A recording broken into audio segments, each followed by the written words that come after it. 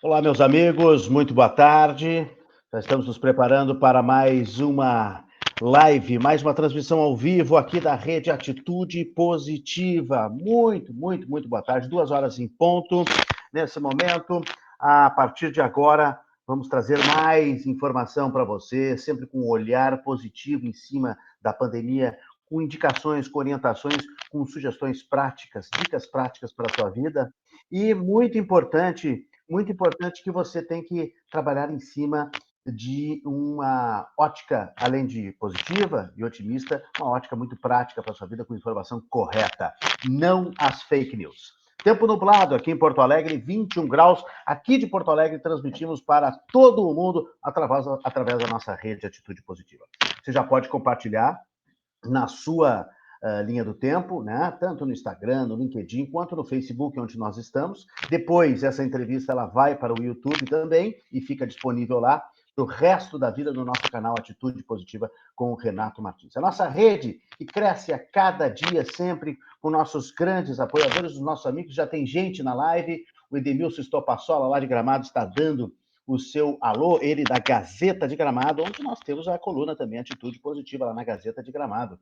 O Nicolas Kasperzak, eu acho que é esse o sobrenome, já está esperando no aguardo das informações do Dr. Paulo Pitres, que é o nosso convidado de hoje. Em seguidinha, eu já chamo ele. Deixa eu lembrar que você pode, além de comentar, além de você participar, deixar os comentários aí na live, nós também vamos responder as suas dúvidas, nós vamos colocar a sua sugestão, o seu comentário, a sua colaboração em relação ao assunto de hoje, que é esse aqui que está do lado, coronavírus, afinal, o que as pesquisas indicam? Vamos falar muito sobre esse assunto, o que tem de novidade, e vamos falar com o Dr. Paulo Pitres, que é o coordenador institucional da pesquisa que está acontecendo hoje num hospital que é referência em coronavírus, que é o Moinhos de Vento, aqui em Porto Alegre.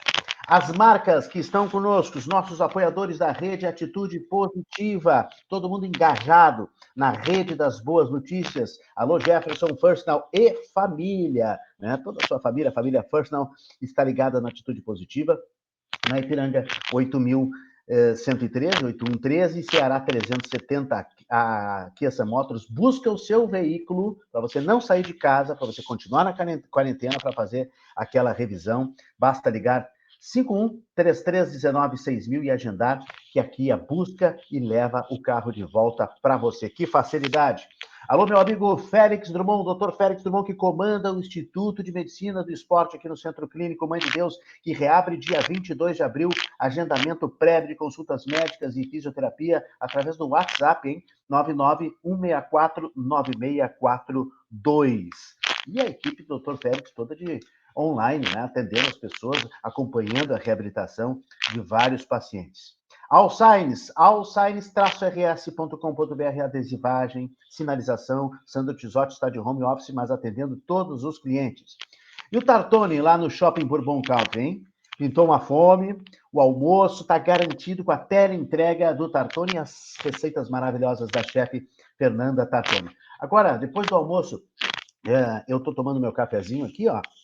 Deu vontade de pedir uma sobremesa, olha só.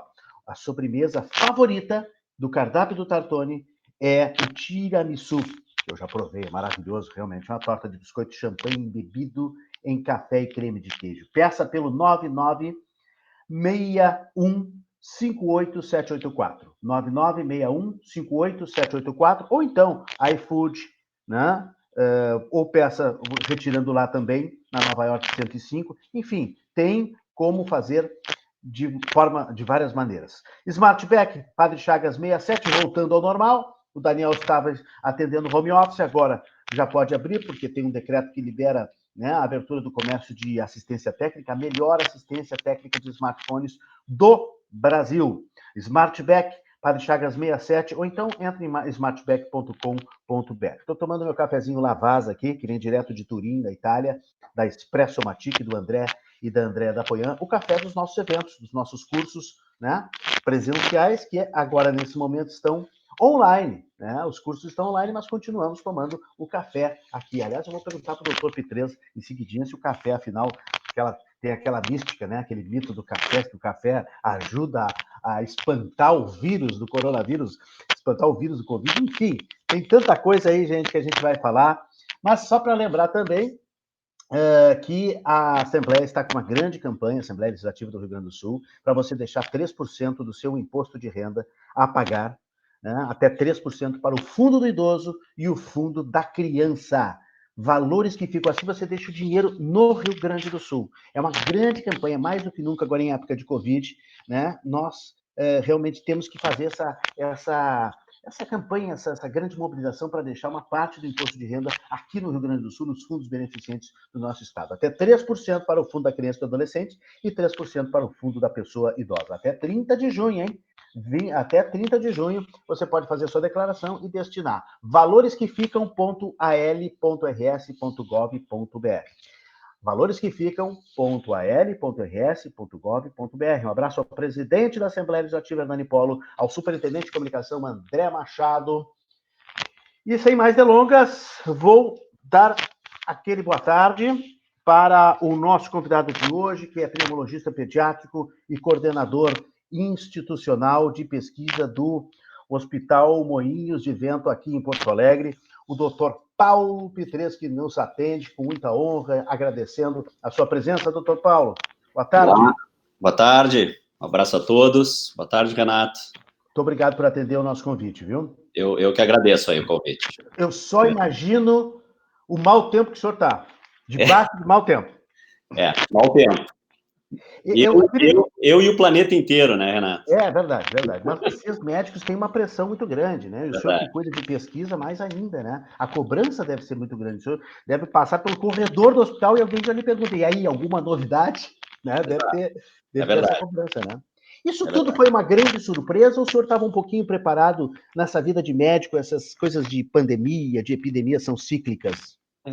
Pois é. Quem é médico, né, e até trabalha um pouco na área, eu sou pneumologista pediátrico, né, a gente já reconhece historicamente, isso é da natureza humana e da natureza, né, essas alterações genéticas dos vírus, que a maioria das pessoas que estão nos ouvindo devem saber, né, devem ouvir essa história agora do coronavírus, que acabam fazendo essas mutações em animais, né, e acabam infectando o homem, que nunca teve contato com esse tipo de mutação, né. E aí, já tivemos várias histórias nisso, né, desde o influenza em 1918, a gripe espanhola, depois várias outras epidemias de gripe, pandemias, né? Caso do coronavírus na China, depois a gripe suína com a H1N1 em 99, que é o influenza, o SARS-CoV, aí o coronavírus também, né, depois 2003, 2012 e agora. Então, assim, quem trabalha na área, vamos dizer assim, não é uma surpresa, não vai ser a última pandemia que nós vamos ter no face da mundo, Terra. Né? Vão ter várias enquanto o mundo existir, mas essa realmente foi, talvez, nos surpreendeu em termos de contágio e relativamente, assim, de agressividade, né? O tamanho e a intensidade que veio, né? O senhor lembrou bem aí, o SARS-CoV também era uma derivação, vamos dizer assim, um vírus que faz parte do guarda-chuva do coronavírus, né? Exato. Então, aquela que teve na China em 2003, né? Depois nós tivemos no Oriente Médio. Felizmente foram epidemias assim do SARS que não foram tão contagiosas, então elas ficaram mais restritas nessas regiões, né? E tiveram um contágio muito menor e mortalidade muito menor. Mas esse SARS-CoV-2 aí que surgiu em Wuhan, na China, realmente teve uma capacidade de contágio entre as pessoas, os seres humanos, muito grande. E talvez há 200, 300 anos atrás, que a gente não tinha essa circulação, né, de pessoas no mundo, e hoje o mundo é muito globalizado com aviões, né, com viagens de negócios e turismo. Sim. Veja a velocidade que isso se espalhou pelo mundo, e hoje praticamente está em todos os países. Tá? Um vírus que surgiu, né, no homem final de dezembro, né, nessa cidade. Impressionante. O nosso convidado, Dr. Paulo Pitres, é graduado em Medicina pela Universidade Federal do Rio Grande do Sul e com doutorado em pneumologia pela URGS, né, também. Realizou especialização clínica e pesquisa no Princess Margaret Hospital for Children e na University of Western, na Austrália, lá em Perth, né? Foi professor de faculdade da Faculdade de Medicina da PUC, é membro do Comitê de Ética da Faculdade do Comitê de Ética para Uso de Animais da PUC. O que é esse Comitê de Ética de Uso de Animais, doutor Pires? Isso é quando eu trabalhava na PUC, né? É um comitê que avalia e aprova projetos de pesquisa em animais. Que interessante. Ético. Passa por um comitê de ética. Sim, isso é uma lei hoje internacional e no Brasil muito forte. Então, qualquer pesquisa que a gente queira fazer em animais, qualquer animal, ou em humanos, que é o Comitê de Ética em Pesquisa, né, o nosso CEPES no Brasil, eles são comitês que tem em todas as instituições que fazem pesquisa. Todo o profissional, pesquisador ou médico que quer submeter um projeto de pesquisa que envolva animais ou humanos precisa ser aprovado eticamente.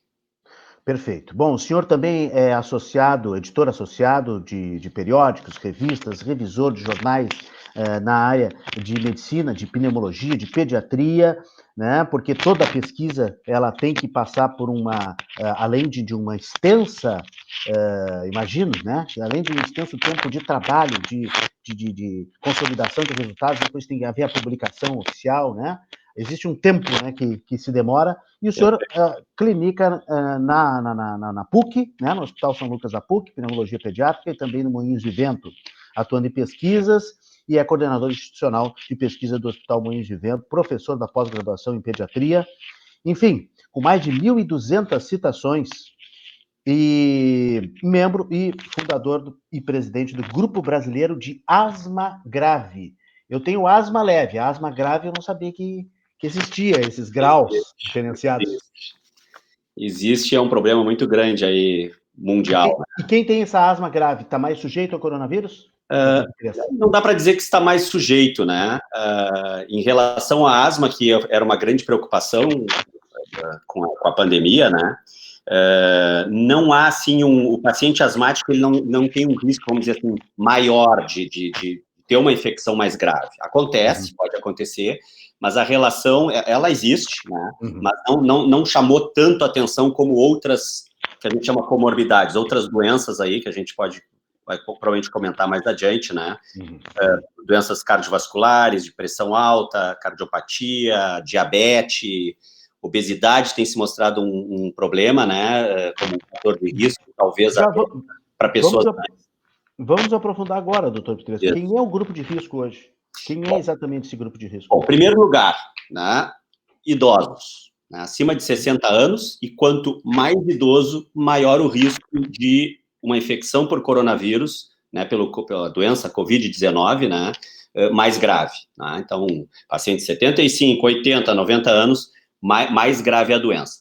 Interessante, quando surgiu a doença na China, né, o fator de risco primeiro que surgiu nas descrições lá, né, e que foram comunicadas para o mundo, para a Organização Mundial de Saúde, é que o problema maior era com idoso com doenças crônicas, o diabético, que começou a se ver, claro, este é o maior grupo, mas os dados mundiais e do Brasil e de Porto Alegre mostram que nem todos são idosos, né? Então, se nós pegarmos aqui, são dados públicos ali, por exemplo, das nossas casuísticas do Hospital Moinhos de Vento, que é onde eu trabalho hoje, faço a minha parte clínica tendo só criança, mas eu acompanho lá toda a estatística do hospital. Ao redor de 30% são indivíduos com doença grave que hospitalizaram menores de 60 anos. Né? Felizmente, nós não temos nenhum caso de criança, e é muito infrequente no mundo todo, e no Hospital Moinhos de Vento, repetindo que aqui eu acompanho ali diariamente os casos, a descrição, nós não tivemos nenhum caso ainda de coronavírus em crianças, né? Mas de adultos ali, 40 a 60 anos, nós temos uns 30% de pacientes com casos com pneumonia por coronavírus, pneumonia grave, e pacientes na UTI, em ventilação mecânica. Então, o fator de risco, para resumo, idoso, doenças crônicas, as mais prevalentes ali, diabetes, doenças cardíacas, insuficiência cardíaca, hipertensão arterial, imunodeficientes, né, pacientes com deficiências imunes ou estão fazendo tratamento quimioterápico para doenças oncológicas, e o paciente com doença pulmonar crônica, né, o DPOC, aquele fumante, também realmente é um problema bem complicado para coronavírus. Em termos de pesquisa, doutor Pires, isso que eu falei está correto? Existe um tempo necessário para se fazer pesquisa? Vocês no Hospital Moinhos de Vento estão com várias pesquisas em andamento, vocês estão com laboratórios, vocês estão com análises diárias, vocês aumentaram recentemente, né, o poder de analisar, o número de testes que estão sendo feitos diários por dia. né? Um laboratório que faz até 200 testes diários, não é isso? Isso, nós vamos começar semana que vem. Semana que vem, né? Isso foi anunciado, semana que vem vai começar esse aumento, né? Da possibilidade de fazer os testes e que ficam prontos rapidamente, 24 horas depois da coleta, é isso? Exato. Isso vai dar um poder, obviamente, de investigação maior para vocês, mas o resultado dessa investigação depende de várias fases. Eu acho que isso que as pessoas precisam entender, né? Sobre a sua primeira questão ali, né, Renato, a questão das pesquisas. É bem importante, e você já destacou, definir, vamos falar numa linguagem bem simples aqui, né? Se um medicamento funciona ou não para uma... Mais simples, melhor. Né? E tem um número aí que nós estamos vendo na imprensa e fake news, e desde tratamentos com medicamentos ou outras alternativas, né? A gente tem que ter muito cuidado com isso. Eu acho que uma das coisas mais importantes hoje em dia, Renato, dos grandes veículos de comunicação, jornalistas, é um trabalho muito forte de uma, vamos chamar assim, de uma educação científica das pessoas, da população, do leigo, né? Que é não acreditar numa opinião. Desconfiar muito de notícias que não sejam de órgãos, né?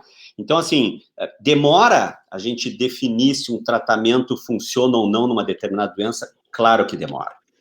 Uma droga nova demora 5 anos, pode demorar 10 anos. A gente tem que ver primeiro se ela é segura para se usar em humanos, né? Se tem algum evento adverso que pode matar o paciente ou dar uma grande complicação. Depois se vê se ela é eficaz realmente, né? E depois, em grande escala, se ela realmente funciona, né? Tudo isso... Que é o caso da cloroquina, já matou gente. A questão da cloroquina, ela é um pouquinho mais reduzida. Cloroquina ou hidroxicloroquina, ela é um pouco mais reduzida, Renato, pelo seguinte, porque é um medicamento já existente. Ele não é um medicamento que um laboratório X desenvolveu, lá no laboratório viu que funcionava com certo. Ele já existe, se utiliza para outras doenças, se utiliza para malária, se utiliza para doenças reumatológicas, se utiliza para doenças inflamatórias crônicas. Na minha especialidade, se usa para uma doença crônica pulmonar da criança ou do adulto, intersticial. Funciona. Ela é relativamente segura para essas doenças crônicas quando usada em doses até mais baixas. E aí, de onde é que surge esse pulo para o coronavírus? Porque se conhece o mecanismo dos medicamentos. A hidroxicloroquina, ela tem um efeito anti-inflamatório, se mostrou que tem um efeito antiviral e em células. Para dar esse salto do que se viu num laboratório ou em outras doenças para usar na própria doença, nós temos que ter muito cuidado, né? E aqui vem nessa linguagem, assim, bem para quem está nos assistindo, né? Um médico, eu posso prescrever a hidroxicloroquina hoje para um paciente meu que interna no Hospital Moinhos de Vento? Eu posso. Isso se chama prescrição off-label. Ela está fora da bula. No entanto, se acontece alguma coisa com esse paciente grave, que a família, ou um colega, ou a equipe, acha que pode ser decorrente desse tratamento que eu dei, que não estava em bula, nem em estudos científicos, eu sou o responsável por esse problema. Então, assim, por isso o grande cuidado mundial do Ministério da Saúde, essa polêmica gigante, né, do Ministério da Saúde restringir, do nosso presidente dizer que nós temos que usar, é um ponto de equilíbrio. Eu acho que não é nem... nós temos que entrar no que eu chamaria assim do caminho do meio, né? Teríamos que esperar evidências para a hidroxicloroquina. A azitromicina é um antibiótico que também está nesse protocolo de estudos no mundo inteiro. Uma combinação dos dois, né? E aí, o que precisamos? De um estudo científico, que existe um método para isso, que é tratar o mesmo grupo de pacientes com um medicamento X, este que está em questionamento, e um outro grupo que não trate. É assim que se responde uma pergunta se o medicamento funciona ou não. Se faz um cálculo de número de pacientes que a gente precisa para ver isso, e nós usamos nesses dois grupos. Por que isso, Renato? Se eu pegar 20 pacientes no Moinhos de Vento e uso o tratamento e não tem esse grupo que a gente chama controle, e esses pacientes têm 10% de mortalidade e metade melhora, ou a média melhora em 6 dias. Eu não sei se eu não usasse o tratamento, se eu não teria a mesma mortalidade. Então, por isso que nós precisamos ter sempre um grupo de comparação. E, infelizmente, eu até fiz esse comentário contigo antes, assim, né, as pesquisas com coronavírus, nós temos muito pouca ainda, pelo pouco tempo, 3 meses, quase 4 meses aí de doença, nós não temos ainda nenhum estudo internacional forte, grande, bem feito, estudando esses medicamentos todos que estão sendo falados, e muito menos vacina, né? Então, essa é a primeira pergunta. Nem a cloroquina. Nem a cloroquina. Não tem nada. Nem a cloroquina. Eu revisei um pouco aqui, dei uma olhada antes de, só para vocês, para as pessoas terem uma ideia, eu revisei um pouco antes aqui, existe um registro internacional dos estudos de todas as doenças, né, de intervenção. Quando a gente coloca ali o coronavírus, o SARS-CoV-2, existem mais de 600 estudos acontecendo no mundo que registraram nesse registro internacional, que é clinicaltrials.org, né? Então, só para ver, assim, o mundo inteiro está atrás disso, com a maior velocidade possível de achar uma droga. É frustrante para o médico, é um pouco preocupante, meio assustador para as pessoas, né? Nós temos um vírus aí contagiando, pegando algumas pessoas com um quadro muito grave, e nós não temos o que fazer. E, infelizmente, nós não temos ainda nenhuma droga, nenhum medicamento, nenhuma vacina, nada que realmente tenha sido comprovado que melhora a doença ou diminui riscos ou mortalidade. E essa que foi anunciada pelo ministro Marcos Pontes ontem, 94% de eficácia. Pois é. Ele anunciou a eficácia antes dos testes, disse que vão começar os testes. E fazendo um mistério, né? Não dizendo o nome do remédio. Então, está todo mundo supondo que seja, né? As suposições, eu acho que também, do meu lado aqui como médico, pesquisador, cientista, a forma correta de se dar uma notícia é quando tu tem o resultado, esta evidência já pronta. Imagina eu fazendo um estudo meu lá no Hospital Moinhos de Vento e eu, de repente, decido dar uma palhinha antes, assim, olha, o meu medicamento funciona. Aí eu termino o estudo e ele mostra que não funciona.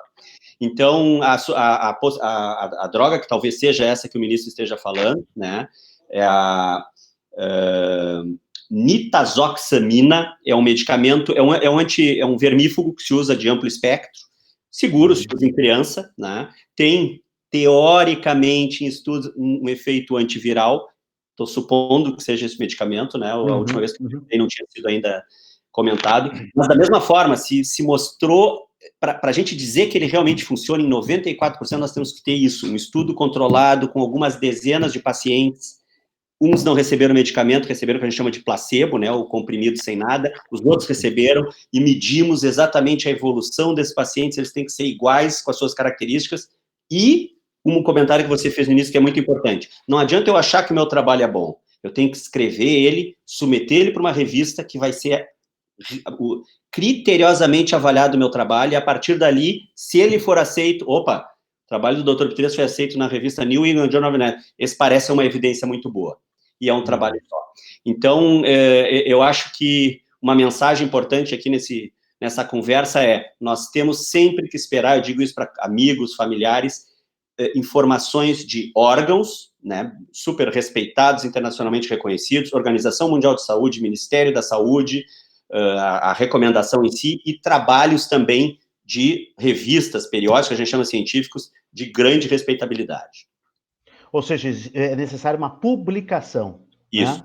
A publicação oficial. É o aceite da comunidade científica de alto nível de que o meu trabalho era bom e de que não tinha falhas, porque é muito comum ter falhas. Ou eu peguei pacientes a menos, ou eu não medi de forma correta, não pode ter algum problema ético no estudo, isso é muito comum, né? E aí a gente acaba publicando em revistas que a gente chama menores, e tem grande aceite da comunidade científica, da especialidade da área.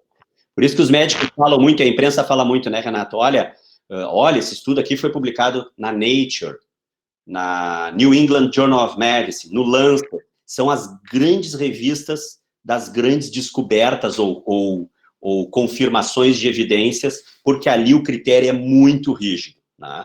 Então, se sair um estudo grande, importante, grande, que a gente chama de vários pacientes, falando que a hidroxicloroquina reduz mortalidade, reduz taxa de hospitalização dos pacientes, quando usado no início da doença, numa revista dessas, ou numa boa revista, é um primeiro indício de que, vamos começar a usar, porque talvez ela funcione. Deixa eu ver se o leigo entendeu.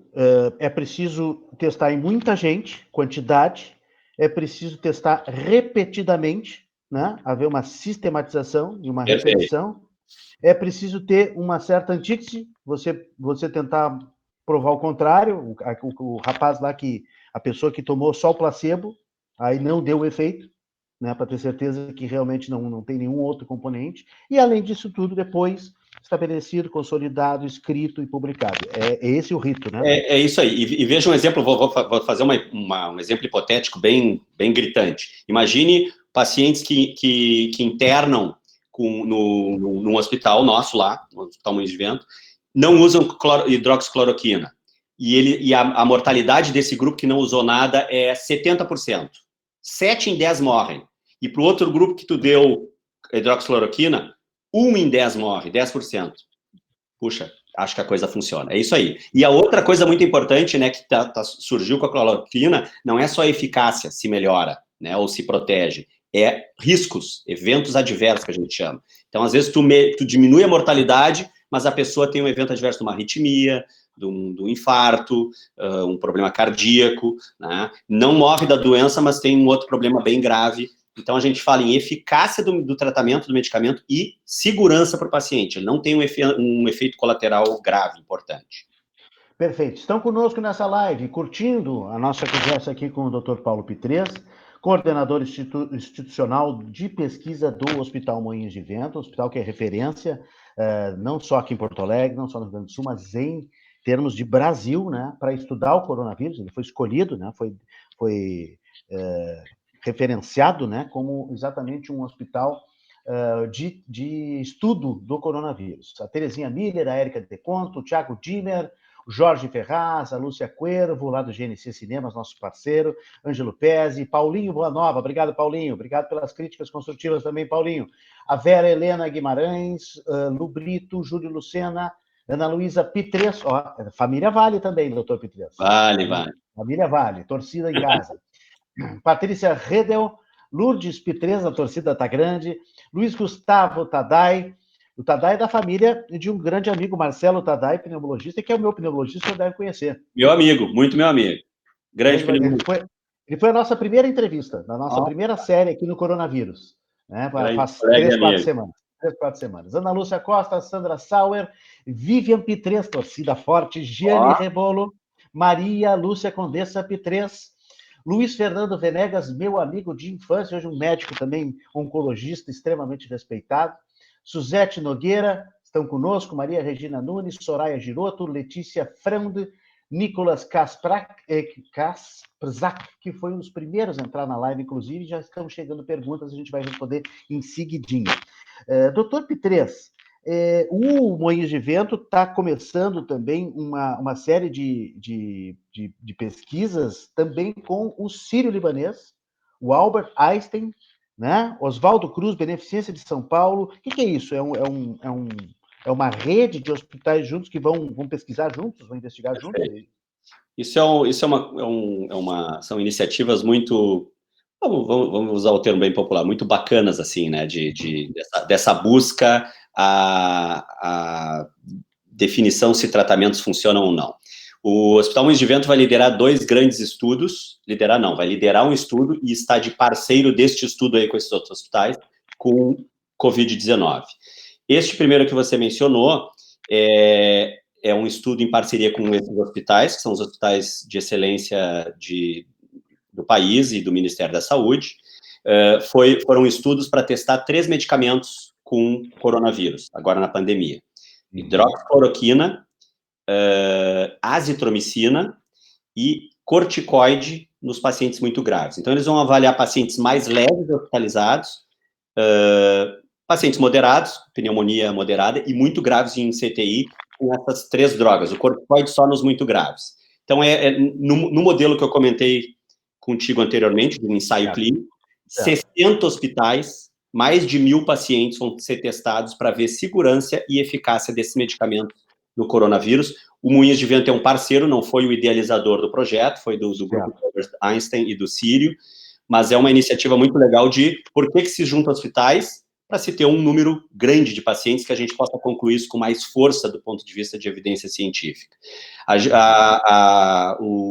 O grupo de pesquisa, né, todo o grupo de pesquisa trabalhando nesses ensaios clínicos, são 3 estudos com essas drogas, acreditam que talvez em 2 meses, em 8 semanas, comecem a ter resultados preliminares para responder essas perguntas se esses medicamentos funcionam ou não. E nós temos um outro grande estudo que a gente provavelmente vai começar em 10 dias, que nós vamos avaliar 1.700 pacientes aqui em Porto Alegre.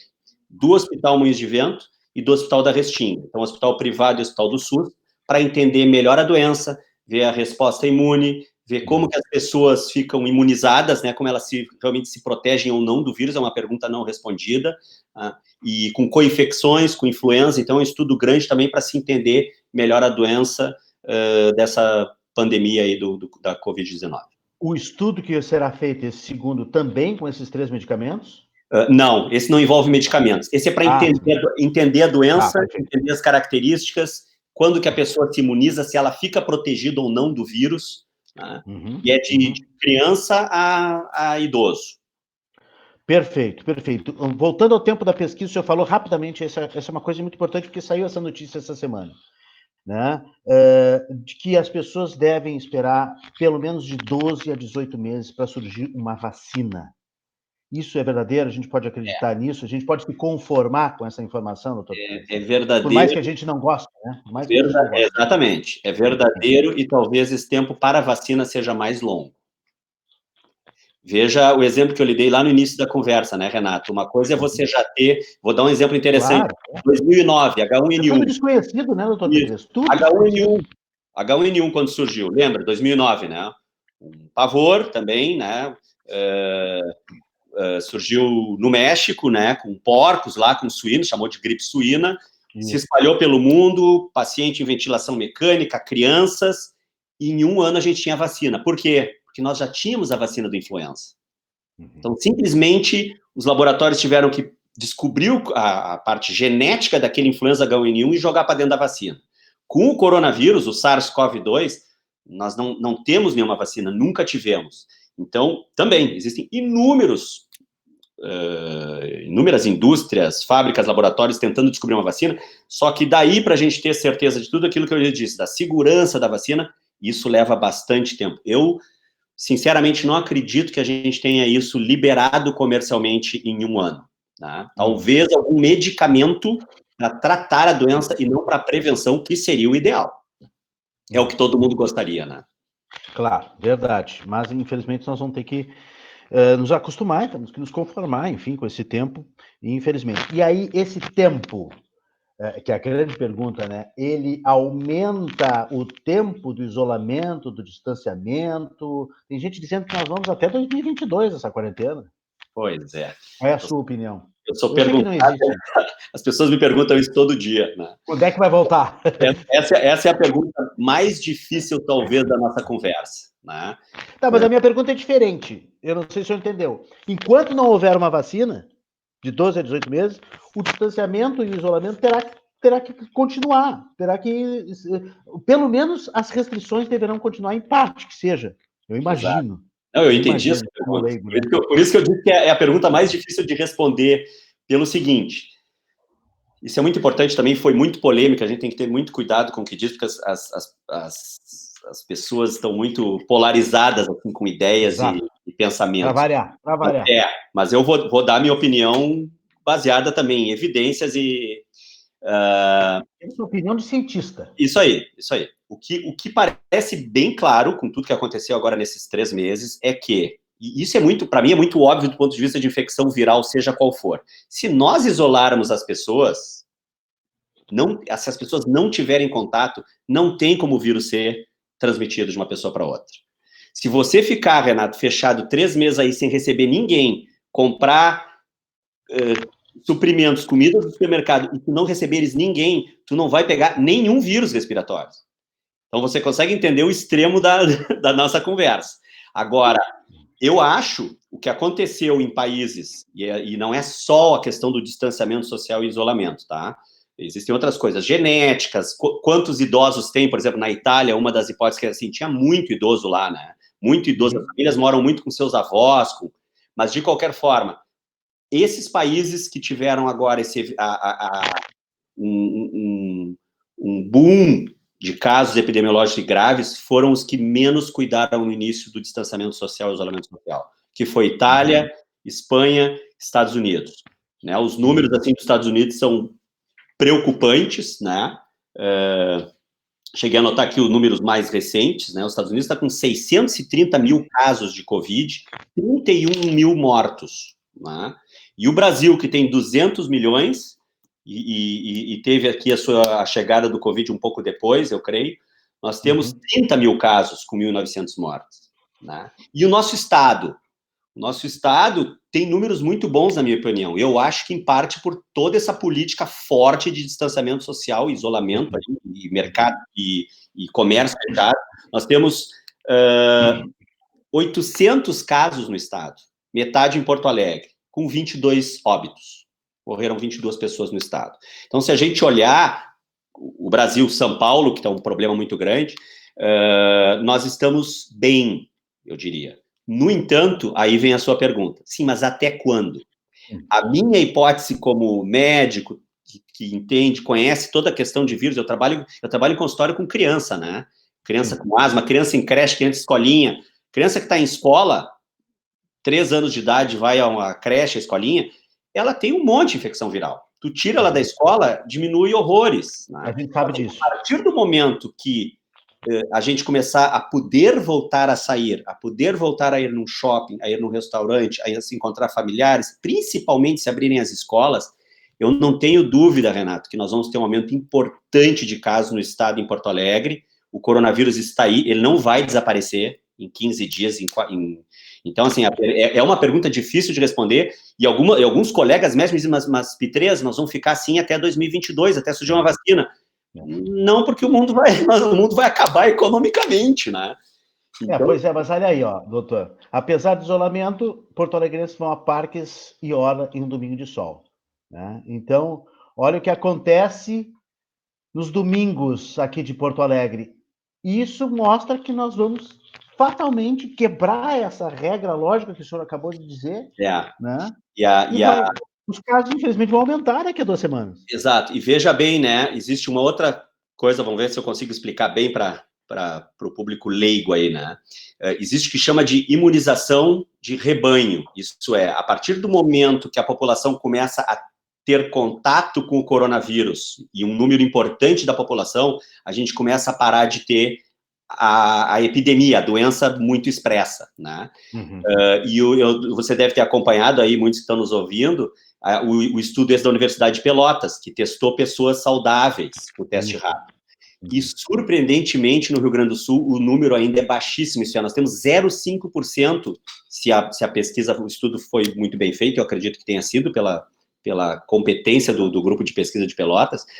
Nós temos muito pouca gente contaminada, que teve contato com o coronavírus. Isso significa o quê, Renato? Que a partir do momento que a gente voltar a sair das casas, vamos dizer assim, os casos vão aumentar, porque o coronavírus está aí, e nós vamos ter uma onda ascendente. Então, até quando isso vai? Uma pergunta que eu não sei me responder, eu me pergunto todos os dias, o que vai acontecer com o comércio, o que vai acontecer com as pessoas, com os empregos.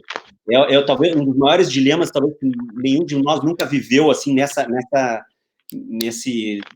tamanho aí de... Se o senhor tivesse a resposta, o senhor responderia, né? Se tivesse um prazo, se a comunidade científica tivesse um prazo, ela daria. Mas, mais uma vez, só insistindo nesse ponto, este isolamento, essa restrição, portanto, está condicionada à melhora, aos resultados das pesquisas, né? De investigação, de tratamento, da vacina, né? Quando isso, daqui a, quem sabe, um ano e meio, tiver mais claro, provavelmente nós poderemos estar com uma vida mais próxima do normal. Perfeito. Mas eu acredito que eu acho que nós não vamos viver nesse isolamento por um ano. Não, ninguém consegue. E eu acho assim, a partir do momento que comércio voltar, escola voltar, nós vamos ter o aumento das infecções e dos casos mais graves, os hospitais cheios. Um outro dado interessante aqui de Porto Alegre, se você comparar os números do Hospital Moinhos de Vento com os dos hospitais públicos, não chegou com força ainda, e eu falo em Porto Alegre porque eu não moro nas cidades menores, mas também nas cidades menores aqui do Rio Grande do Sul, né, e no interior. Não chegou com força também na nossa população mais carente, na nossa população do SUS, a doença. Muito provavelmente por esse isolamento. No momento que estava chegando aqui, todo mundo nas suas casas, fecha comércio, fecha shopping, fecha restaurante, fecha escola, fecha bar, isso fez com que realmente a gente segurasse a doença. E eu acho que isso vai vir aí daqui a 2, 4 semanas. Nós temos o inverno, Renato, que infelizmente é um... Eu já ia lhe perguntar. É uma questão ruim para todas as infecções virais e provavelmente o coronavírus, né? Porque aí as pessoas ficam mais frágeis, né? Os idosos ficam resfriados, ficam, portanto, mais vulneráveis para o vírus. Tem outras infecções virais que existem, né? Estão aí, influenza e vários outros vírus que circulam, né? Se o coronavírus chega na pessoa que já está com H1N1 ou está com resfriado forte, enfim, Ótima pergunta.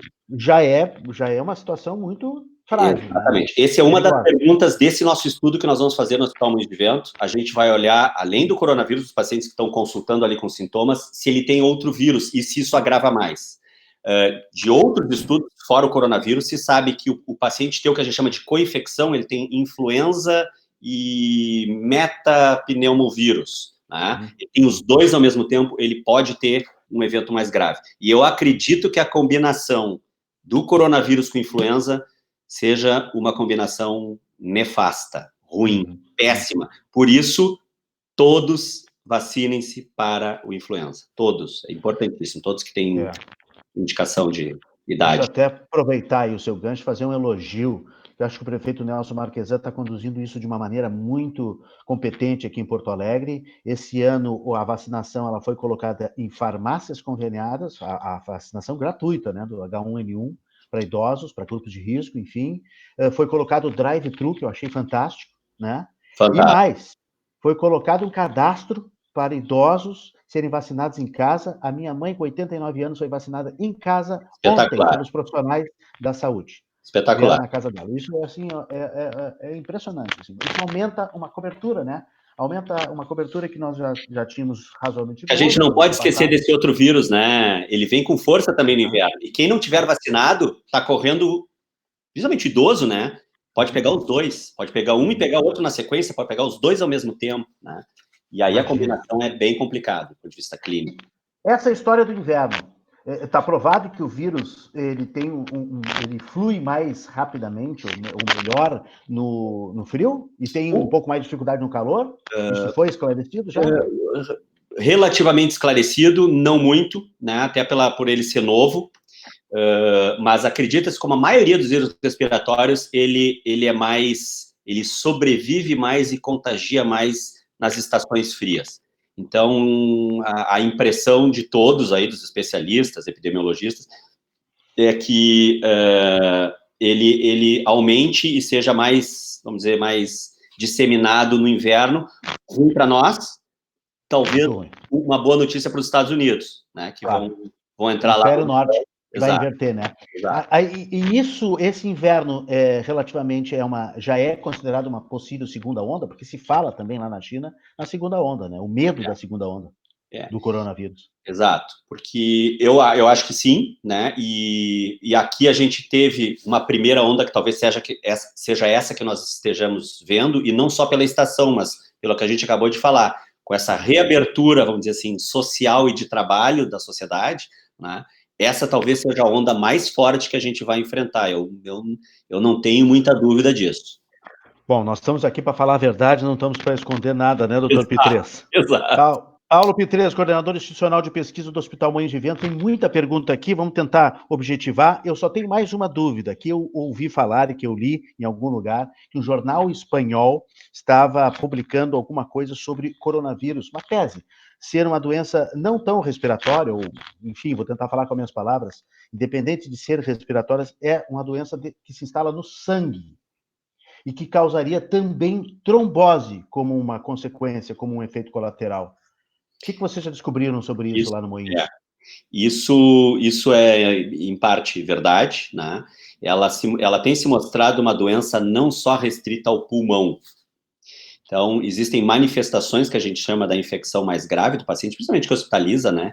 Em múltiplos órgãos, né? Sistema nervoso central, coração, principalmente, é uma também dos braços do nosso estudo aqui no Moinhos de Vento. A doutora Carize, que é chefe de serviço de cardiologia, está liderando isso dentro do estudo, que é avaliar a parte da manifestação do vírus no coração e na parte cardiovascular. E em termos de trombose, tromboembolismo, também, né? É tudo muito cedo para a gente entender o mecanismo, mas, assim, não há dúvida de que esse vírus não é só pulmonar. A maioria das vezes o paciente entra com uma pneumonia grave, fica em ventilação mecânica, 10 dias, 14 dias, tem alta e a doença é só pulmonar. Mas em um percentual considerável deles existem essas manifestações de outros órgãos, fígado também, rim, né? Então, nos casos mais graves, pode haver envolvimento de outros órgãos, sem dúvida nenhuma. E a questão do olfato? Foi detectado também que se perde o olfato e paladar em alguns pacientes. Isso é interessante. A casuística mostra ao redor de 30%, 40%, não é todo mundo, mas parece ser um fator daqueles que tem muito evidente. Então, às vezes aqui, como eu estou falando ou com conhecidos que estão com sintomas, ou até pacientes meus, pais de pacientes meus, né, estão ruins, me perguntam, e aí tu pergunta, vem cá, é a questão de sentir cheiro. Doutor P3, não estou sentindo cheiro nenhum, é provável, não é totalmente específico, mas tem se encontrado com frequência e parece uma característica do coronavírus, perdeu a capacidade de sentir cheiro, e ela parece, em muitos casos, ser duradoura. Termina a doença ali, 10 dias de um quadro gripal, e a pessoa está 3 semanas ainda não sentindo cheiro. Eu li o depoimento de alguém que teve o Covid e disse que estava comendo uma fruta e não sentia nada do gosto, nada do olfato, né? E só sabia que era determinada fruta porque olhou, porque viu através da visão, porque não sentia nada de paladar e olfato. Tudo indica que isso é transitório, né, Renato? Isso não é uma coisa que fica uma sequela. A maioria das vezes. Tá certo. Agora, doutor P3, Sandra Sauer assistindo, doutor Paulo aqui de Floripa, Gustavo Rotti, parabéns, doutor P3, Renato, oportunidade, esclarecimentos. E aí ele mandou uma, deixa eu botar a pergunta na tela aqui, ele mandou uma pergunta aqui, ó. Como é que é a incidência, Gustavo Chunan está perguntando, como é que é a incidência de falso negativo ou falso positivo nos testes rápidos que estão sendo aplicados e quais as consequências? O senhor entendeu a pergunta? Eu não entendi. Muito boa pergunta. Posso fazer um resumo dos testes diagnósticos, Renato? Claro, por favor. Então, tá. Nós temos 2 testes hoje, vamos dizer assim, no mercado e que está todo mundo falando. Em medicina, a gente usa o considerado teste padrão ouro. É o teste que realmente documenta que o paciente, o indivíduo, está com o vírus presente na sua via aérea, que é o tal do PCR. Tá? Em inglês, mas é reação de cadeia da polimerase. O que é esse teste? Tu coleta, poderia coletar em qualquer amostra biológica, mas para doença respiratória, para vírus respiratórios, você coleta em secreção respiratória, então se coleta com suave, que a gente chama um cotonete, nariz, fundo da garganta, bota numa solução de transporte, leva para o laboratório e a máquina, lá todo um processamento e a máquina de PCR, ela vai ver se aquela secreção ali tem uma pequena porção do material genético, ela amplifica e diz assim, é positivo, tem o coronavírus, tem material genético coronavírus na sua secreção respiratória. Então, você está, pelo menos, carreando o bicho. Tá? Então, esse é o PCR, é o exame indicado para a gente fazer um diagnóstico. Então, o paciente está com sintomas de hospitalise interna, lá no Hospital Moinhos de Vento. Se coleta o suave, vai para o laboratório e se faz o teste. Esse é o laboratório que você mencionou, que o Moinhos de Vento vai estar plenamente funcionando com a capacidade de fazer bastante testes por dia na semana que vem. O tal do PCR. Bom, aí vem, muita gente já deve estar vendo na imprensa, o tal do teste rápido. Ele tem vantagens e desvantagens. O PCR, esse teste que se faz no hospital, o LACEN está fazendo, a Santa Casa está fazendo, o Hospital de Clínicas está fazendo, ele é um teste que leva, se o laboratório funciona bem, 24, 48 horas, se tem uma demanda muito grande, pode levar 4 dias para dar o resultado. Depende da quantidade de amostra, de quanto tem de máquina e de gente para fazer o teste. O teste rápido, ele é um teste sorológico, se chama. Ele vê o anticorpo, ele não está vendo o vírus. Então, ele está vendo... O teste, esse é uma coleta de sangue, na verdade é uma gota de sangue, o teste rápido. Então, se pega uma agulha no seu dedo, dá uma picadinha ali, que nem o teste de glicose da diabetes, bota ali num dispositivozinho plástico, pinga uma solução junto, e ele vai lhe dar um tracinho, que nem teste de gravidez, em 15 minutos, ele vai lhe mostrar se é positivo para o anticorpo do coronavírus. Tem 2 tracinhos, um é o anticorpo de fase aguda e outro é o anticorpo já de fase mais de convalescência, de que você, teoricamente, já está produzindo um anticorpo mais protetor, teoricamente. Vantagem desse teste, ele é rápido, ele pode ser feito até, isso está sendo discutido até no Conselho Federal de Farmácia e regionais, ele pode ser feito até em farmácia. Né? As farmácias aqui nossas poderiam estar fazendo esse teste. Qual é o problema dele? Ele parece ser muito específico. O que significa isso? Se ele dá positivo, você deve ter realmente um anticorpo. Mas, quando ele dá negativo, 20% das pessoas que fazem esse teste e tem o coronavírus, ele dá negativo. Então, quando ele dá negativo, é um problema. Não dá para dizer com certeza. 20% das pessoas, elas estão com vírus e o teste deu negativo. Então, isso é ruim para a gente. Por exemplo, eu, médico, dizer, olha, deu negativo, não se preocupe, é certo que é negativo, você pode circular, pode voltar ao trabalho. Não, eu posso ter 20% de chance de estar errando nisso aí com o paciente. Então, é um teste que ele vale mais quando ele dá positivo. Então, esse é um cuidado muito grande se isso for comercializado, assim, né? Claro. Clínicas, clínicas de médicas, farmácia, ele é um exame bom, rápido, diz que você produziu anticorpos, mas falsos negativos têm um risco de estar errando mais do que o aceitável.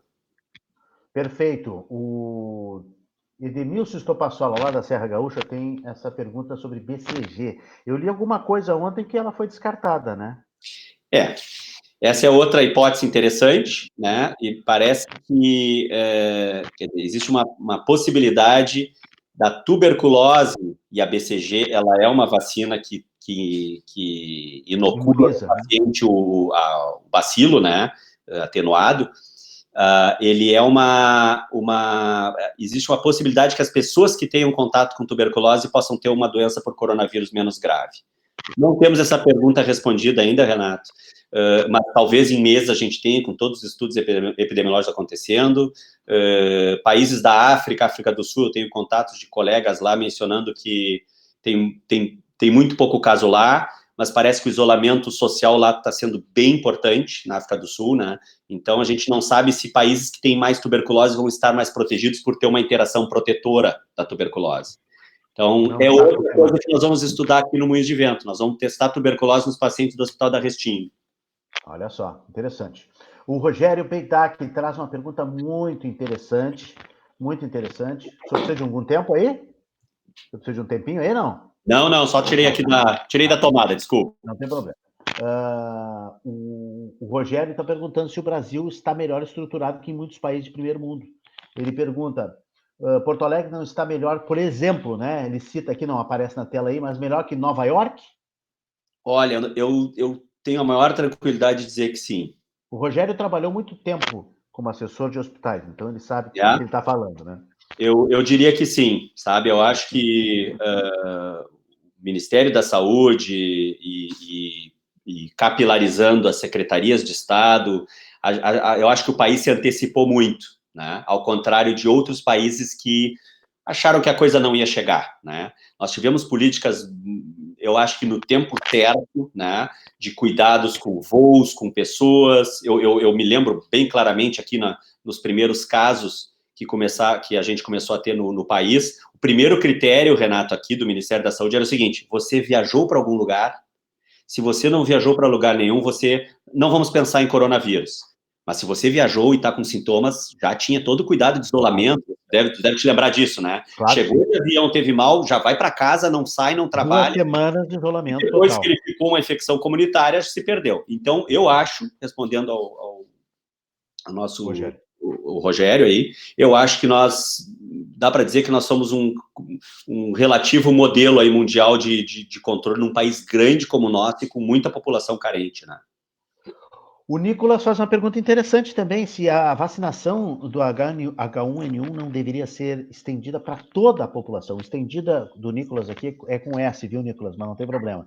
Mas eu sempre corrijo, porque eu acho que a gente tem que aprender a ajudar os outros, né, também a saber a nossa língua portuguesa corretamente. O Nicolas pergunta, não deveria ser estendida esta vacinação? A grande questão, provavelmente sim, nesse momento. Tendo vacina, sim, né?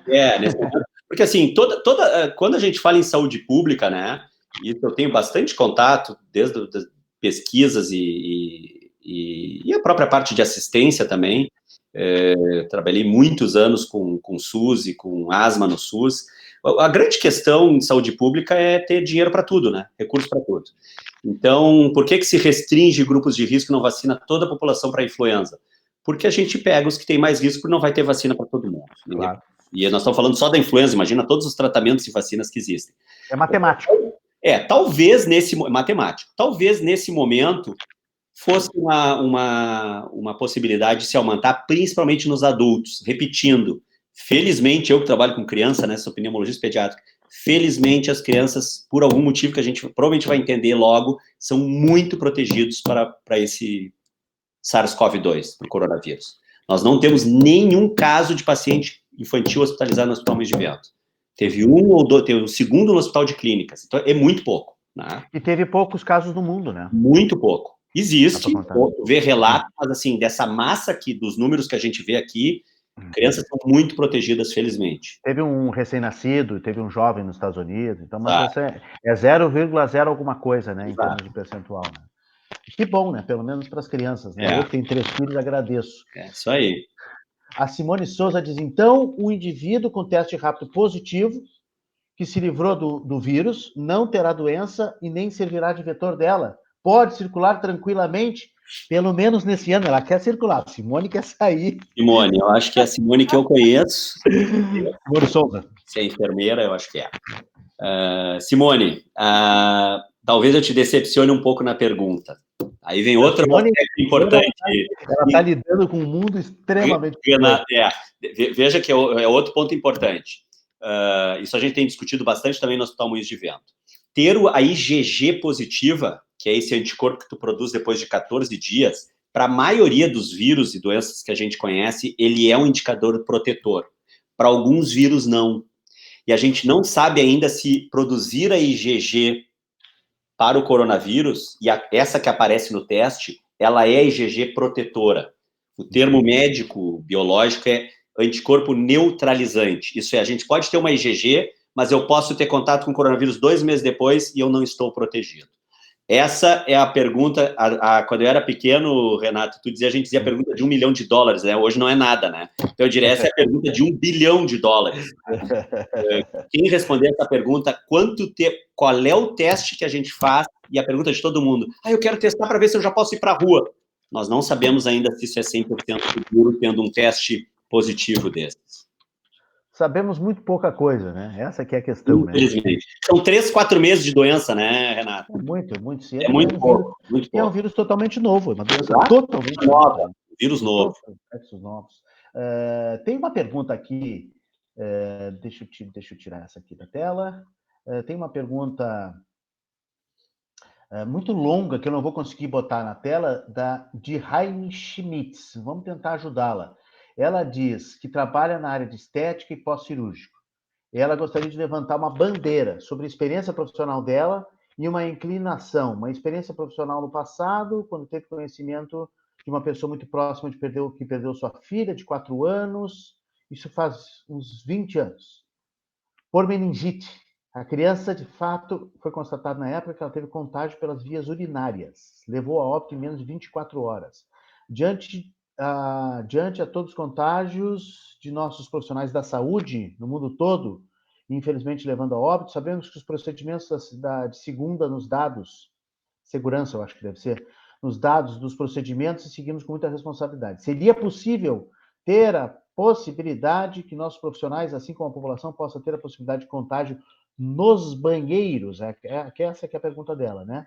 Sabemos que o Covid-19 está presente na urina, sangue e secreções aéreas. Será que podemos também não estar atentos a isso? Banheiros públicos, uma grande quantidade de carga viral. É isso que ela pergunta. Poder pode, né, doutor? Já respondi. Poder pode.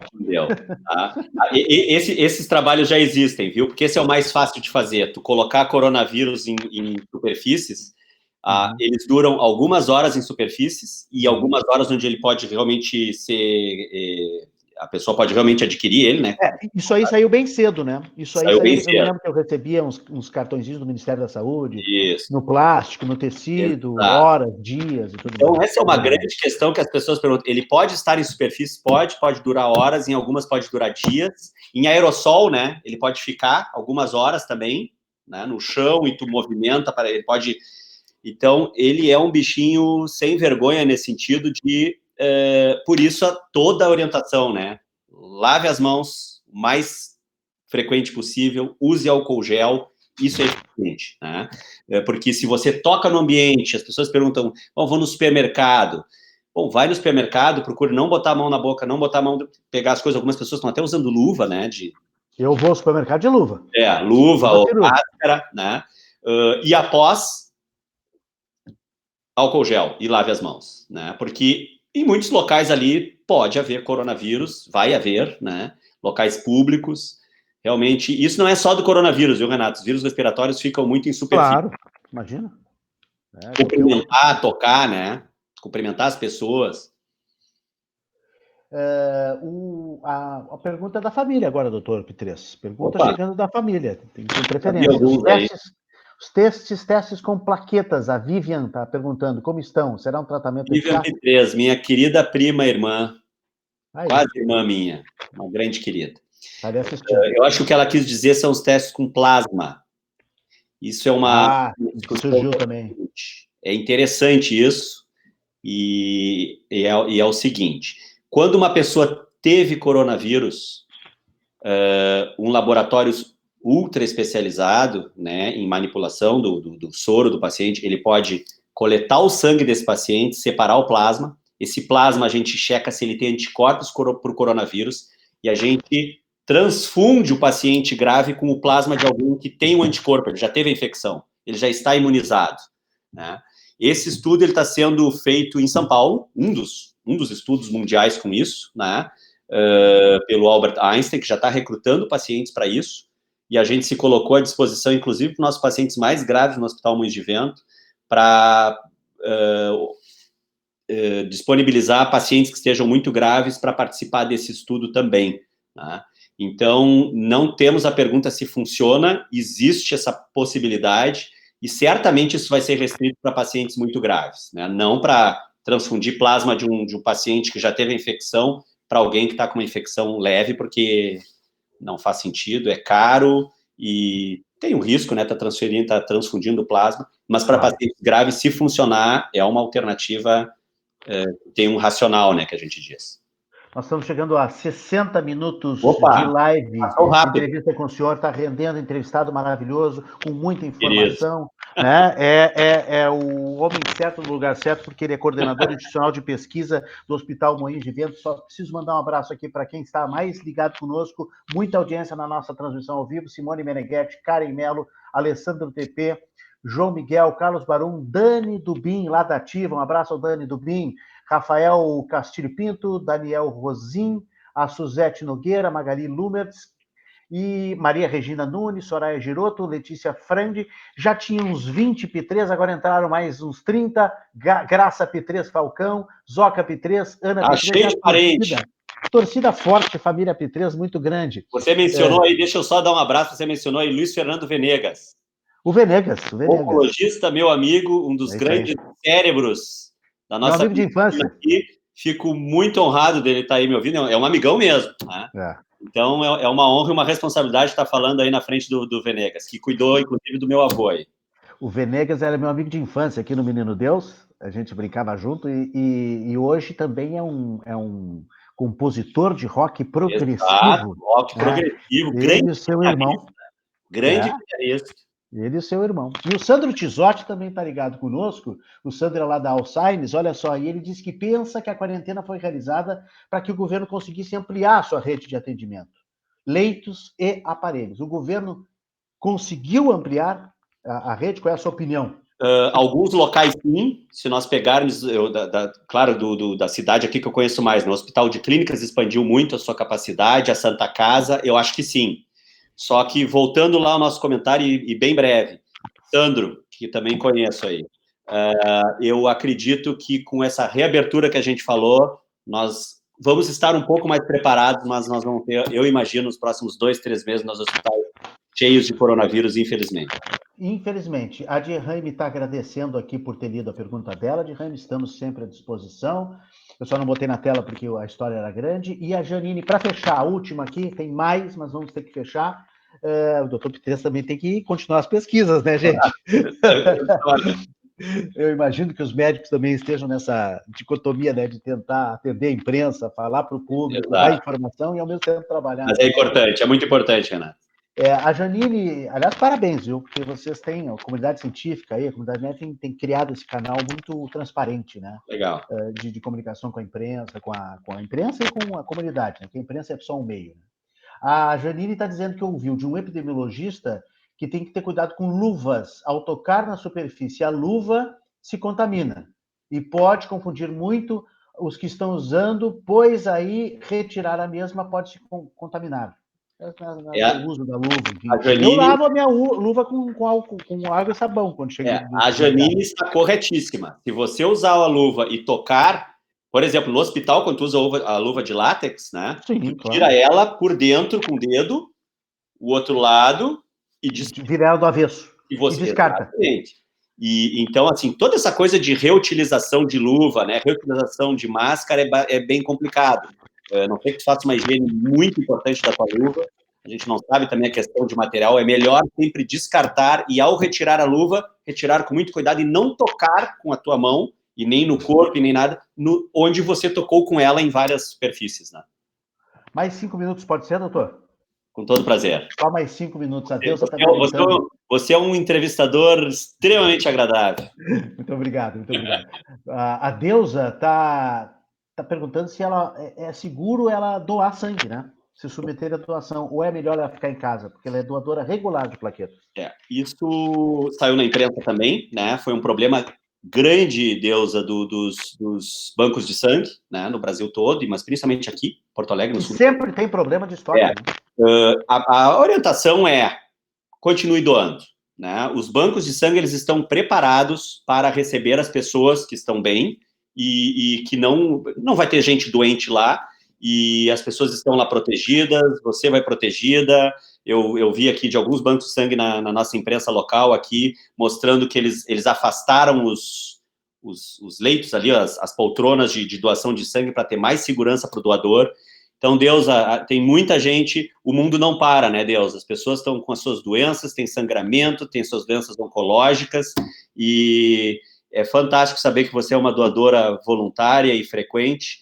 Continue doando, as pessoas continuam precisando de sangue no mundo inteiro. Parabéns para Deus aí, para toda essa turma, né, que ajuda outras pessoas a melhorarem de saúde também, né? Professor, os modos ventilatórios diferem conforme a apresentação clínica? Ou seja, existem protocolos diferentes para o mesmo vírus? Pergunta a Arlinda Beck.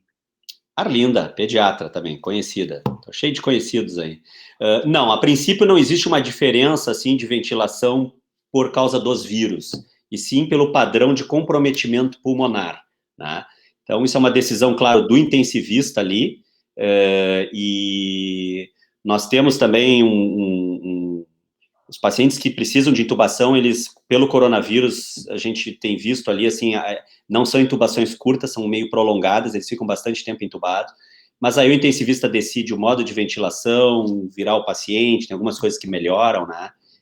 Mas aí entra numa estratégia comum do intensivista que ele domina muito bem. Perfeito. A Linda também pergunta aí sobre asma, né? Mas a gente já falou, o senhor disse que não tem uma relação tão grande, né? Direta, mas cuidado absoluto, né? Claro, cuidado sempre tem que ter. Podem sofrer mais com uma infecção por coronavírus, sem dúvida.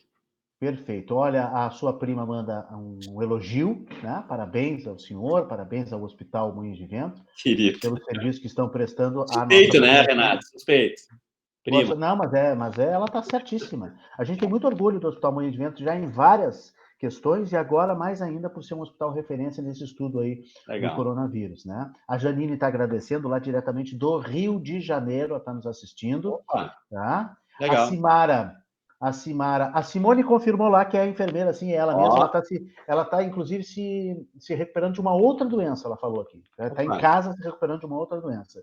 E a Simara está dizendo, está mandando parabéns aqui também para a nossa entrevista, querida Simara, que está conosco. Dr. Paulo Pitres, pneumologista pediátrico e também coordenador institucional de pesquisa do Hospital Moinhos de Vento. O homem que deve estar dormindo o quê? 2 horas, 3 horas, 4 horas por dia? Umas 4. O médico já dorme pouco, né? Já dorme pouco, mas hoje, fora essas coisas de projetos que a gente vai trocando mensagem com as equipes aqui até tarde, com as coisas que nós estamos montando, e paciente também, né? Vou para a emergência, o que eu faço? Isolo meu filho, vou para o quarto. A gente tem ido até meia-noite, 1 hora aí, trabalhando e acordando cedo. Não deve ser fácil. Pinga fogo rapidíssimo para tirar uns mitos. Café é mito, né? É mito. Para coronavírus, é. Água tônica. Mito total. E teria o quinino, que está na cloriquina. Era um antimalárico, né? Então, usando com a cloroquina, quinino, mito e fake top de linha. Não, essa foi brava. Essa foi brava. E a água de 15 em 15 minutos. Se o cara tomar água de 15 em 15 minutos, ele diminui a incidência do vírus. Eu tô rindo porque... Tomar água frequente é maravilhoso para a saúde. Não tem nada a ver com coronavírus. Hidrata, né? Hidrata. E o banho, né? Claro, chegando em casa, isso não é mito, né? Isso. Chegando em casa, além de lavar as mãos, descartar essas luvas aí, enfim, descartar tudo que vem da rua, higienizar as compras. Eu higienizo as compras. Sou meio paranoico, doutor? Não está errado, né? Não está errado. Eu passo aquele álcool 70 graus, né? É trabalhoso, né, Renato? É trabalhoso. É trabalhoso, mas, assim, errado não está. Não está, na minha opinião. Diminui a chance, né? Diminui porque, veja bem, né? As pessoas estão tocando lá, né? Depósito, caminhão, transporte. Né? Depois ali, o empacotador, a pessoa que olhou o teu produto e devolveu. Errado não está. É tentar reduzir ao máximo. Doutor Paulo Petres, quero agradecer a honra que o senhor nos deu de estar conosco na Rede Atitude Positiva, que é uma rede que trabalha o olhar positivo, as notícias boas, né? E acho que na pesquisa, na ciência, estão residindo muitas notícias positivas nos últimos anos, cada vez mais. E aí a gente confia muito em vocês, a gente deposita muita confiança em vocês. Muito obrigado pela entrevista. Renato, eu queria só... É raro a gente ter uma fala tão longa assim, né? A gente acaba não dispondo tanto tempo, mas foi um prazer te conhecer, falar contigo, ter essa oportunidade da gente educar a população com informações importantes. E eu espero, número 1, eu acho que as pesquisas seriam o nosso lado positivo aqui, os pesquisadores dessa esperança, né? Da gente achar coisas que realmente previnam ou tratem ou façam desaparecer o coronavírus. E eu espero um dia voltar aqui no teu programa dando notícias bem mais positivas para o coronavírus. Essa experiência toda que nós estamos fazendo, né, e aqui ao vivo, provavelmente vai se transformar num programa sistemático, né, semanal, mesmo depois da quarentena, mesmo depois do coronavírus, falando sempre sobre coisas boas.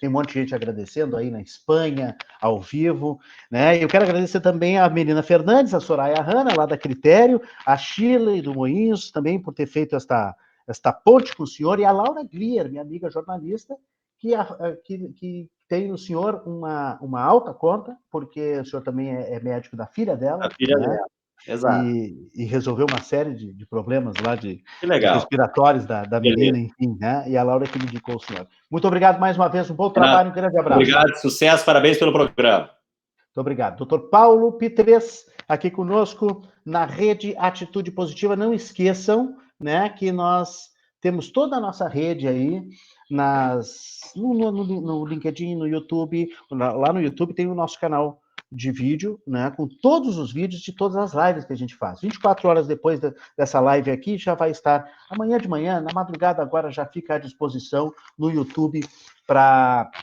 as pessoas assistirem, multiplicarem, compartilharem, mandarem para todo o seu... sua rede de amigos, vocês podem mandar. E vocês podem curtir notícias boas. Vocês estão cansados. Está difícil de blindar a guerra de informações catastróficas. Então, entrem na Atitude Positiva. Atitude Positiva 2020.com.br é o nosso site, atitudepositiva2020.com.br, e também no Facebook, no YouTube, no Instagram e no Twitter. Eu quero agradecer a todo mundo também que esteve conosco. Professor Juan Carlos, chegando agora, grande abraço, professor Juan Carlos Trejo, lá da Serra Gaúcha, e todas as outras pessoas. O Sandro Tizotti, né, esteve aqui conosco, né, e na live, lembrando que o Sandro, né, ele tem a Alzheimer, que é um dos nossos apoiadores. A Alzheimer faz, né, toda a adesivagem, faz sinalização. O Sandro está trabalhando em home office, está atendendo seus clientes. Lá é só entrar no Alzheimer rs.com.br. Obrigado, Sandro. Lembrando também que as nossas entradas ao vivo, nossas transmissões aqui, elas vão continuar sempre com muita informação. Semana que vem a gente tem uma live, uma transmissão ao vivo para falar de educação em casa. Eu tenho certeza que as pessoas querem muito saber disso. Afinal, botar as crianças na frente do computador e fazer os temas de casa, as coisas que as escolas estão passando, funciona ou não funciona? Vem toda a discussão do homeschooling de novo, né, à tona, então isso é uma coisa muito importante também, é um dos assuntos das nossas lives. E mais, a gente está preparando uma série de transmissões, a gente está preparando um fórum de atitude positiva, que agora vai ser online, para tratar do futuro pós-pandemia. A gente não sabe quando é que vai acabar, mas a gente já quer discutir o futuro. O que vai mudar? O que está mudando? O que já mudou na vida das pessoas? E como é que a gente deve se preparar para essas mudanças, né? Porque é um tempo que o universo está nos dando, o coronavírus está nos dando um tempo para reestudar as nossas vidas. Então, vamos aproveitar. Ipiranga, 8.113, Ceará 370 são os endereços da Kia Sun Motors. Você pode ligar 3319-6000 e agendar para buscar o seu veículo em casa, fazer a revisão. O pessoal lá da Kia Sun Motors busca o seu veículo e devolve para você em casa. Instituto de Medicina do Esporte do Dr. Félix Drummond vai reabrir dia 22 de abril. Dá para fazer agendamento prévio pelo WhatsApp já, porque as consultas médicas e a fisioterapia vão voltar, então pelo 99164-9642. Durante o período de quarentena, o Instituto de Medicina do Esporte está organizado para cumprir totalmente as recomendações de segurança necessárias para pacientes e para profissionais. Também o Tartone, né? Sempre à disposição lá com a sua teleentrega. São receitas maravilhosas da Fernanda Tartone que estão à disposição. Você pode pedir pelo iFood, você pode pedir pelo Takeaway, você pode pedir pelo 99-615-8784, 99-615-8784. O almoço, por exemplo, né? Tem duas opções de cardápio, R$ 39. Cada dia da semana, pratos totalmente diferentes disponíveis para vocês, com uma qualidade de receita maravilhosa. O meu café é o café, olha que beleza de xicrinha, né? O café é melhor ainda, né? O café que está dentro é melhor ainda, o café Lavazza de Turim, na Itália, representado pela Espresso Matic, lá do André e da Andréia da Poier, que representam vários cafés também. Smartback, na Padre Chagas 67, reaberta já, melhor assistência técnica de smartphones. Você pode confiar no trabalho do Daniel Blanco e sua equipe, porque ele é especialista em smartphone, Android, iPhone. Ele já salvou meu iPhone. Olha, aqui, ó, minha câmera desse iPhone aqui, ela tinha ido para o saco, ela tremia. O Daniel pegou de reciclagem de outros iPhones antigos, velhos, sucata, pegou a câmera que estava funcionando muito bem, trocou a câmera, pronto, não precisei trocar de telefone. Eu não precisei trocar de telefone, não precisei gastar com o telefone. O touch também, deixa eu mostrar aqui o touch, ó. Essa bolinha aqui, ó, é o touch, né? Tinha perdido a digital. Perdeu, deu um crepe, fiquei 1 ano sem a digital. O Daniel Blanco resolveu. Impressionante. Ele foi lá e descobriu uma pecinha. Ele é professor Pardal, Daniel Blanco. É professor Pardal. Descobriu uma pecinha, arrumou. O touch está funcionando maravilhosamente. Para Siri, para abrir, para fechar, para senha, para tudo. Smartback.com.br, na Padre Chagas 67, sala 302, no Moinhos de Vento, em Porto Alegre. E esqueci alguém? Os nossos grandes apoiadores, os nossos grandes parceiros. Eu quero mostrar agora aqui para fechar é o nosso site da Assembleia Legislativa. Esse aqui é o site dos valores que ficam, olha aqui, ó, valores que ficam, tá o Borghetinho, tá o Guri de Uruguaiana. Com esse tempo de Covid-19, mais do que nunca, o Rio Grande do Sul precisa de você. Destine parte do seu imposto de renda para fundos beneficentes do Estado. Até 3%, gente. Até 3% do seu imposto de renda pode ficar aqui no Rio Grande do Sul, né? Para o fundo da criança e do adolescente, ou então para o fundo da pessoa idosa. Até 30 de junho de 2020, você tem que fazer sua declaração de imposto de renda e você destina, então, uma parte do seu imposto a pagar. Procure seu contador, ou então unidades da Receita Federal, escolha fazer o bem aqui. É uma grande campanha com apoio da Assembleia Legislativa do Estado do Rio Grande do Sul. A campanha é da Assembleia. O apoio aqui da Rede Positiva é da Assembleia também. Está aqui nesse site tudo sobre o que, por quê, como, quem, quais são os parceiros desta grande campanha para deixar os valores aqui no Rio Grande do Sul. Valores que ficam .al.rs.gov.br.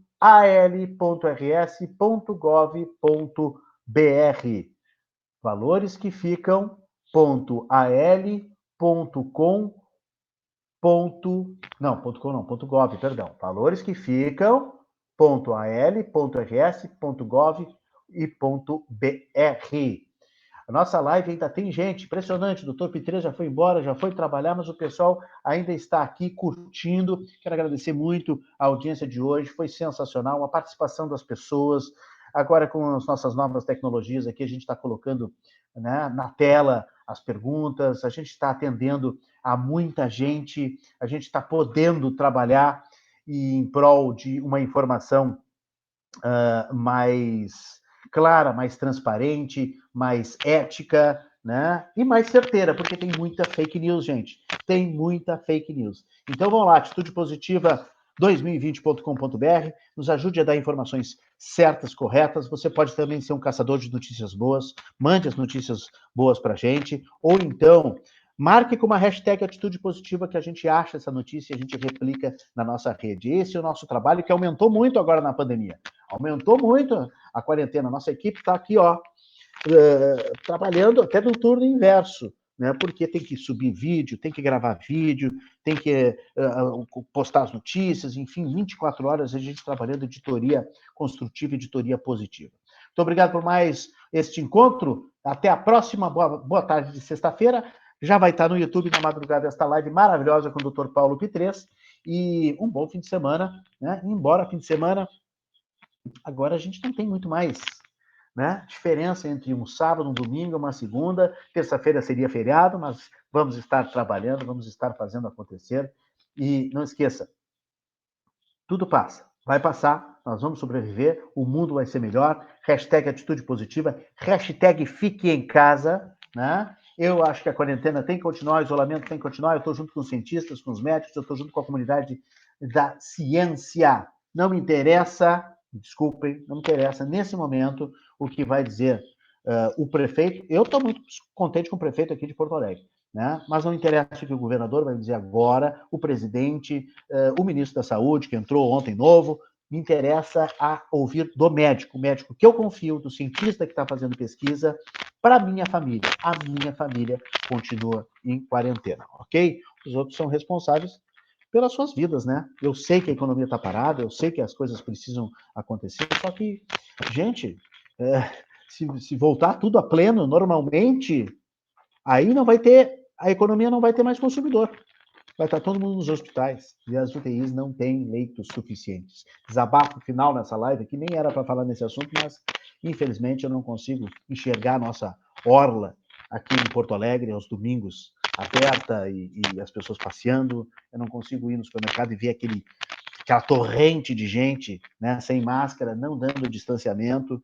É impressionante a falta de conscientização do nosso povo, da nossa população. É uma coisa muito nova, é um vírus muito perigoso. Os idosos estão sofrendo muito com isso, muitos estão morrendo, e eu acho que a gente, infelizmente, como disse o doutor Pitres aí, a gente não viu ainda os dados, as estatísticas que vão começar a nos assustar agora no Brasil nas próximas semanas.